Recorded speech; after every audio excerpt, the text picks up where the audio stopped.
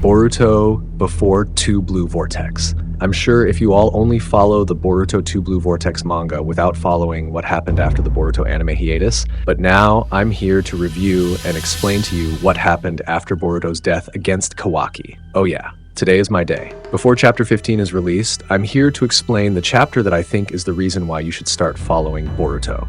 I won't argue if some of you think that Boruto manga is bad or can be said to be not worth it. But after Boruto becomes 100% OTSUTSUKI, this is where the real story begins. And this is the reason why you should start reading Boruto manga. But calm down guys, I have prepared several categories based on the playlist. Starting from Boruto 2 Blue Vortex spoilers, Boruto 2 Blue Vortex official chapters, theory and analysis, and the last is Boruto before 2 Blue Vortex. So without further ado, let's get started. But before that, please like and subs. Thanks. The story begins after Boruto's resurrection from the dead and has become 100% perfect OTSUTSUKI. Oh yeah, the reason why Boruto became 100% perfect OTSUTSUKI is because Momoshiki has extracted all his karma into Boruto's body. He did that because he didn't want to lose his vessel.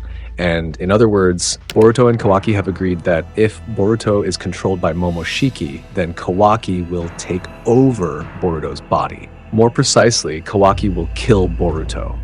One of the agreements was none other than to protect Naruto from the threat of Momoshiki. Boruto, who has regained consciousness and recovered, tells everything to Amado and the others.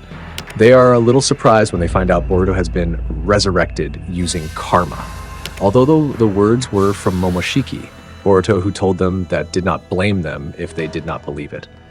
But one thing is certain, 82% of Momoshiki's data has been extracted into Boruto's body, and the remaining 18%, Momoshiki used his karmic data to rebuild Boruto's destroyed body parts. Karasuke, as a scientist, initially felt that this sounded crazy with the explanation of Boruto being successfully revived by Momoshiki using his karma. But Amado explained that if Boruto died, then Momoshiki would lose his vessel and his soul would be extinguished.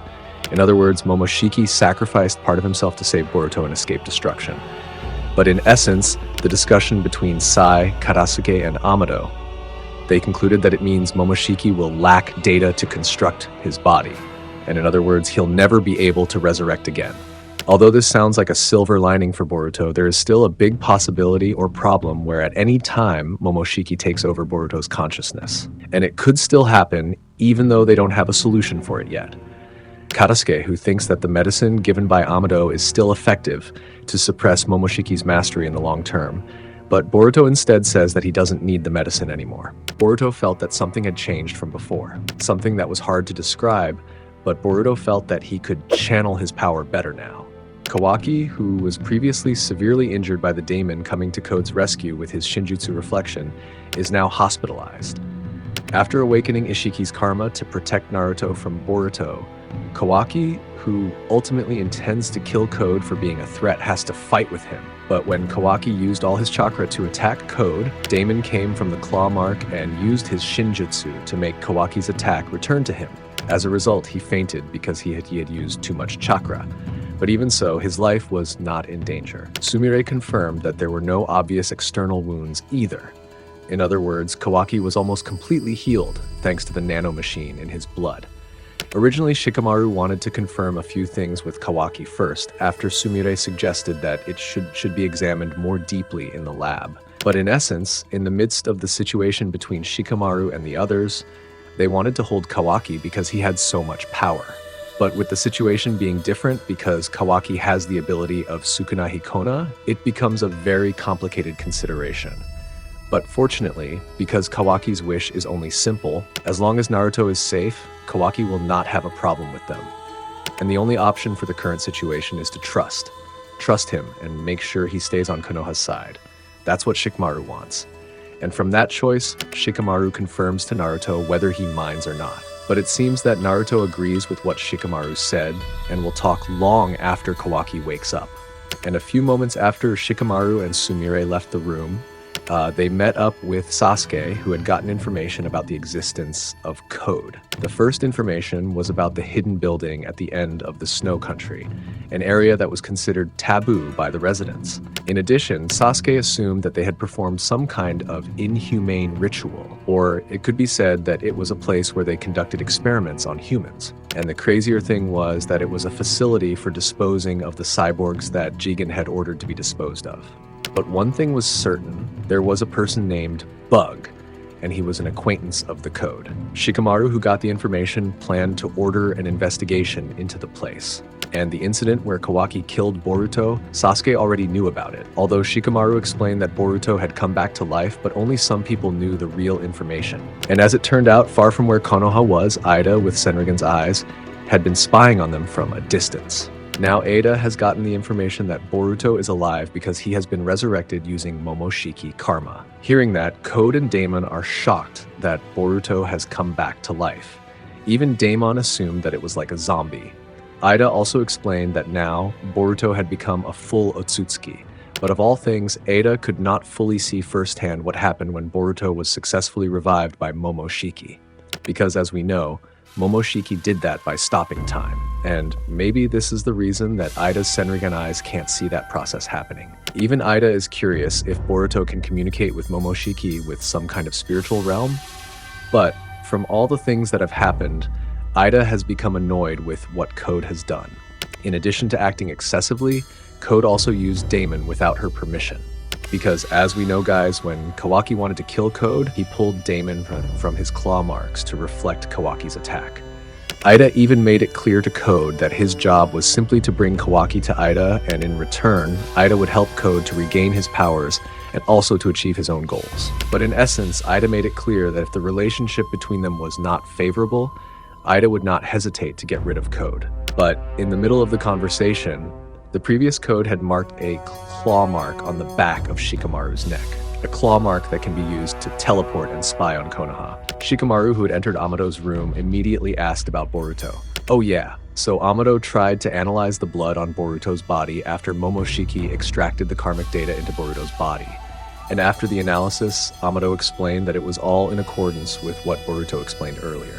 Shikamaru was a little anxious knowing that because there was a possibility that Momoshiki would resurrect anymore, but Amado said that it was 100% impossible. But Shikamaru suddenly pulled Amado's shirt collar and asked seriously about Kawaki's karma. But before that was answered, the scene showed Boruto with Sarada and Mitsuki. Sarada was so curious about the wound that had recovered. Even when Sarada held Boruto's chest, Sarada asked if it hurt or not. In essence, the conversation between Sarada and Mitsuki with Boruto leads to the reason why Code wants to kill Boruto, even though Code wants Boruto to stay alive to be used as food for the 10 tails. But when Boruto wanted to explain everything, he remembered Shikamaru's words to keep a secret or not tell anyone about Kawaki who killed him. And suddenly Sasuke came to meet them. Sasuke also continued Boruto's words about Code, where he could appear at any time unexpectedly. Sasuke also advised not to go anywhere alone, even when in the village. Sasuke also explained that because Kawaki had increased Ishiki's karma, in other words, that it was a possibility that Code would not stop to release his power limit. Then back in the Amado room, Shikamaru continued his questioning. Because with the return of Ishiki's karma in Kawaki's body, Shikamaru suspected Amado that he was the one who restored Kawaki's karma, and that was the reason why Shikamaru was angry with Amado for planting it himself without consent. But in essence, Amado explained that it was all none other than because Kawaki needed power. Maybe if you guys forgot, Kawaki honestly hates karma a lot, but since Kawaki's goal is to protect Naruto and rid the enemy of threats, then inevitably Kawaki must choose to gain power in order to protect Naruto. In other words, the awakening of karma in Kawaki's body is due to his own desire. But in conclusion, Shikamaru doesn't seem to be able to really accept the reason why Amado implanted karma in Kawaki's body, even with the reason to protect Konoha. Shikamaru seems to be starting to realize and suspect Amado if he himself seems to be obsessed with Kawaki's karma. Exactly. In addition to Kawaki's goal of protecting Naruto, Amado actually has a personal goal, guys. And therefore, this is a good opportunity for Amado, because then his personal goal will probably be achieved. But suddenly, in the midst of that situation, Code appeared through the claw marks on the back of Shikamaru's neck. The code that appeared suddenly immediately attacked Shikamaru and strangled Amado's neck. The arrival of Code forced Amado to remove his power barrier, but sure enough, the arrival of Code was quickly detected by the sensor team. But when Ino intends to send help, Shikamaru asks to wait. Shikamaru asks Ino to tell Naruto and the others first and not to send anyone else. Shikamaru tried to restrain Code with Kajime no Jutsu, but unfortunately it didn't have much impact on Code. He still forced Amado to follow his orders. The situation really became chaotic because Code intended to kill Amado if he didn't obey him. But suddenly, unexpectedly, something came out of the large capsule in the Amado lab, and it turned out to be Delta. She was a new model that was reprogrammed to become a combat asset that would be used to protect Konoha. Shikamaru even ordered Delta to target Code as an enemy of Konoha, but because Shikamaru was so panicked and his tone sounded like shouting, Delta told him to shut up and not screeching like a fool. Delta finally managed to release Code's grip on Amado's neck and kicked him. But since things were going badly for Code, he planned to escape through the claw marks he made. But when Code's hand went into the claw marks, it turned out that he was pulling someone out. And it turned out to be Eida. Eida's appearance really made Amado show a shocked expression. Amado, with a panicked face, did not expect that Eida was still alive. Shikamaru saw something change very drastically by Amado's expression. Amado's terror, it's beyond abnormal. Shikamaru even showed the same expression as Amado and wondered who that woman was. But Delta, who didn't know who Eida was, she said that if Eida was on the Code side, then that meant she was her enemy too. But it turned out that Eida's defense power was beyond expectations. When Delta tried to attack Eida, she easily parried the kick and said, "You're flashing me. Delta dear, I can see your panties." If you laugh, hit the like button and subscribe, guys. Eida really showed her ability to casually fight them to the surprise of Shikamaru and the others. And once again, in the midst of the complicated situation, Shikamaru again shouted to Ino and asked for help, because the situation became an emergency. But before help arrives, we see Sasuke and Boruto talking to each other. Sasuke firmly tells Boruto that stopping Momoshiki's rampage is his duty as a teacher. Even Sasuke will always be there when Boruto needs him. But in essence, Boruto and Sasuke's conversation is about Boruto asking Kawaki to kill him if he is controlled by Momoshiki. Although Sasuke said that from the beginning, he and several people disagreed with Kawaki being here, Boruto still defended Kawaki that it was all wrong and not entirely Kawaki's fault. Sasuke's hatred was based on the fact that Kawaki had killed the Hokage's son. And even so, Boruto still defended Kawaki and stated that after all, Kawaki was already considered a brother. In other words, only Kawaki understood and accepted his resolve. Hearing his naivety and saying that it was because of brother, Sasuke showed an unhappy expression. In other words, maybe this reminded him of his past to Naruto, and Boruto intends to return the headband Sasuke once borrowed. But because Boruto said that the headband helped him to make up his mind, Sasuke intends to give it to Boruto as a gift. Boruto was so happy when he got the gift and said that he would keep it for the rest of his life. And you know what, guys? Exactly. Sasuke is saying that maybe he's the one who should show his determination next. In other words, it's going to turn out the way Boruto said. Mitsuki and Sarada, who saw Boruto and Sasuke, became so curious about what they said. But in essence, both Sasuke and Mitsuki, if a bad situation happened to Boruto and would be dead, they would be there to help him.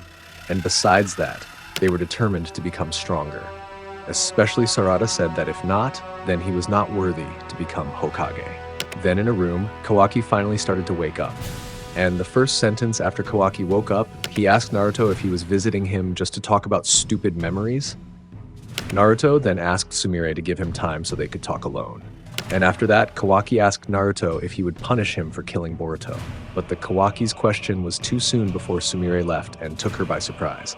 But in essence, Naruto explained that Boruto was fine and was still alive because his karmic powers saved him. The conversation continued until Sumire listened to everything. She even forgot that Naruto had previously asked her to leave them alone. Oh yeah, but before we continue the story, maybe we'll continue tomorrow. Because I've been yapping for too long, I'm afraid you are getting bored, guys. By the way, should I continue the next chapter until chapter 15 of Boruto 2 Blue Vortex is released, guys? I need your opinion, guys. So, thanks to all of you, likes and subs. I'm Nim. See you in the next episode. Bye-bye.